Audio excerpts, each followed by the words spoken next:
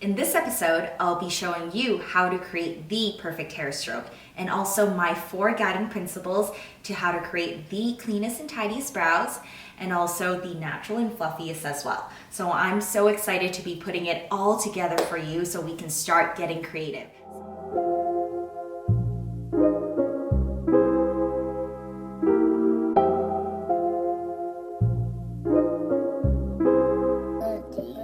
So to me, there's always 2 elements that must be present when it comes to the perfect hair stroke. There should always be an element of softness. There's always flow to the hair stroke. No matter if it's a straighter style, a more soft style, a more curved style, there's always that flow and softness. And when you look at individual hair strokes, there should always be that gradient from the body and transition to the tapered edge at the top. And also sometimes it goes from the body and tapers out on both edges as well. So pay attention to the 2 types of hair strokes that we see that's present, but there should always be flow, always softness, and the edges should always be tapered. So earlier I touched on there's 4 guiding principles when it comes to creating different feels, different moods is what I like to call it, different styles of eyebrows. I'm gonna touch on the 3 most important ones today, and then we're gonna touch on the later one in the next episode. So the 4 guiding principles is what I call. First one is curvature, so the nice curvature, or it doesn't matter if it's nice and straight. Second one is angles. Angles I'm going to touch on. It means how you're positioning your hair stroke relative to one another. The third principle is length, so playing around with different lengths, maybe the same length, maybe staggering it a little bit. And the last one is what I call layers, which is going to come at a later episode because it is a little bit more advanced. But we're going to focus on the first 3, curvature, angles, and lengths today. So when it comes to the curvature of the eyebrows, it all depends on the client's preference. What I want you guys to pay attention to, really look at your client's eyebrows and observe their natural brow texture and their hair as well. So take a look at it. You want to mimic the closest you can to their natural hair pattern and also their natural hair curvature. But I will give you guys 2 tips. So if your client's eyebrows are naturally quite textured and quite curly, you're actually going to want to implement straighter kind of style of hair strokes to give the illusion of a cleaner and tidier hair stroke. No one wants to look messier than what they are right now, okay? So it really depends on your client's natural pattern, their hair curvature, and also the end goal, what kind of style they're going for as well. So guiding principle number 2, angles. And what I mean by angles is the angle relative to each hair stroke. So the angle can be closed or it can be open, and really knowing and understanding how to tweak the angles will allow you to create really nice and smooth and perfect eyebrows, or the really fluffy style that you see that's really popular, like the model brow that everyone's going after. So our last and third guiding principle is length. So we have to get comfortable with playing around and using different lengths of different hair strokes, okay? I'm definitely guilty of using the same hair strokes, same length of hair strokes throughout the entire brow at the very beginning. But as we get a little bit more advanced, as we start to get creative, we're gonna want to get comfortable with using shorter, medium, and longer lengths of hair strokes as well, okay? There is a time and place for always longer and shorter hair strokes, but what we don't want to do is use all long hair strokes or all short hair strokes, okay? So I want you guys to understand that there is a time and place for all different lengths of hair strokes, and I'm going to show you now on the iPad all 3 guiding principles in action. Let's put all your fundamentals together and create the perfect hair stroke with our brand new perfect hair stroke worksheet.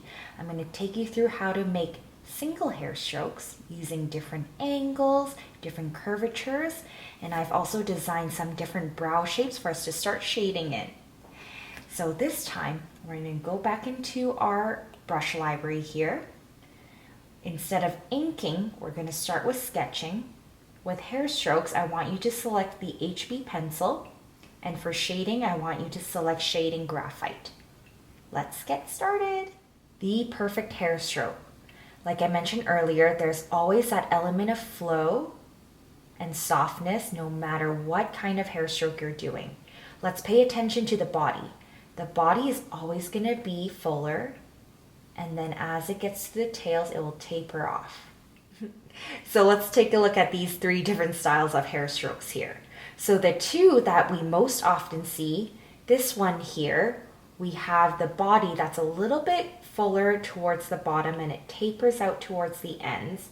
We have this style of hair stroke, which I just showed you, where the midsection is where it's fuller, where the body is, and it tapers towards both ends.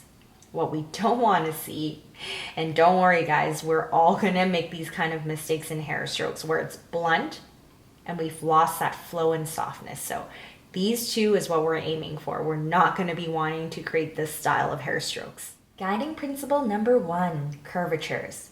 So as you can see here, no matter if you are a straighter hairstyle, I'm typically more of this type of curvature, or if you like to use curvier strokes. Changing the curvature of your hair strokes will allow you to create different moods, different feels, different visual movement to your hair texture, but most importantly, pay attention to your client's natural hair texture and hair curvature. Number 2, angles. So earlier I mentioned that it's the angle relative to one another when we're comparing between hair strokes. What you see here is that they're all at an open angle, but we can also play around with hair strokes with a more closed angle and create different angles when it comes to creating different textures of the eyebrow as well. Okay, so when you want a neater and tidier brow, the angle in which between the first and the second hair stroke is going to be a smaller angle. If you want to create more textured, more free, more negative space, you're going to create hair strokes using a wider angle. So pay attention to your angles and use them as you, again, look at the client's natural eyebrows. If they want a cleaner and neater style, you're not going to be using the wider angles, you're going to be using smaller angles. Vice versa, if you want a cleaner style brow, you're not going to be opening up the angle quite as much. Number 3, length. So as you can see here, we're using short, medium, and long hair strokes, okay? Just depends on the natural hair growth of your client. So pay attention to the natural lengths of their eyebrows. We're gonna wanna use a variety of lengths to create a very natural, a very soft, a very textured feeling to the eyebrow. When you want a clean and neat and tidy feel to the eyebrow, you might use hair strokes that are more similar in lengths, but when you want to create more texture, more fluffy styles, you're definitely going to need to learn how to use different lengths and incorporate that throughout the entirety of the eyebrow. I'm going to go over the 2 different holds you can use to create the perfect hair stroke when it comes to hand positions. The first and most common one is what's called the European hold. So we're cradling the handpiece and we're using our wrist motion to guide the hair stroke. The second hold, again, we're going to go back to more of the pencil. It's going to look more like the pencil. What we don't want to do, again, is tilt it on the side.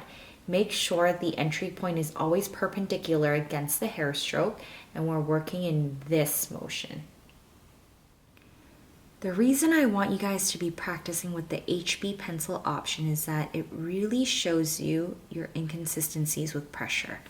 That way you can identify and know which section you need to go back into, add the pigment, and smooth out any of the hair strokes just like you would on natural skin. That way you can tell if it's too light,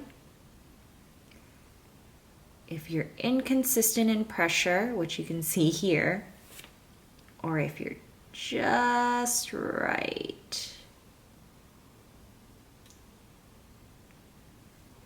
Where you can see where you've built the body and where you've tapered the end. All right, we're going to start off by slowly airplaning into the skin, maintaining a very smooth and consistent contact, and then slowly airplaning out of the skin. So I'm going to do that one more time. I'm going to change the pressure a little bit. So I'm going to go light pressure bit more pressure to hit depth, and again, lighten the pressure as you leave. So you can see here, we've created now that body versus this one is just the same thickness throughout the entire process. So what I want you guys to focus on is light pressure, medium, and light. Light pressure, medium, and light. All right, so now let's start shading into some of the brow shapes I created for you guys. So in this first one here, I'm showing you guys what a nice even first pass looks like. So there should not be any inconsistencies throughout this first pass. If you have, make sure you go back and make sure it's a nice even layer before you move on to the second portion. So now we're going to be adding density with another layer of shading from the tail in. Not only are we building the ombre from tail to the inside, but you can start to see I'm going to start building the ombre from bottom up as well. Okay, so I'm going to show you a little bit here. I started adding that second pass of pigment here, and now what you want to do is always make sure you shade with the direction and you're hugging the curves. Remember I said last time that we're never going to be working with straight lines. Nature doesn't work in straight lines. And you're going to keep bringing it in until you add the density and you're starting to see the desired amount of density. And then in this third and final section here, you're going to see that I actually left the bottom a little bit more airy. The density is now coming from the midsection, which is where we naturally see more of that density. And now for the fun part, I want you guys to leave the front blank and start playing around with the different hair strokes I just showed you and add in your fronts. All right, so I'm getting into my fun exercise that will allow you guys to practice the different curvatures, angles, and lengths of your hair strokes. We're gonna start off with 1, and I want you guys to build and just fan out like a star. Doesn't matter if they're straighter, longer, shorter. I want you guys to build your base first. Again, you're going to be looking for that consistent pressure.